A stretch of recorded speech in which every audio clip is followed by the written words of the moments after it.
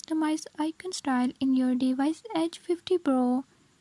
In this video, I'm going to tell you how you can do it. But before we get started, don't forget to hit the subscribe button and turn on notifications.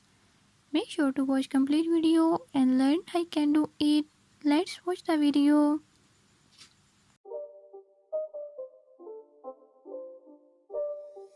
It's not a game, it's a rich thing.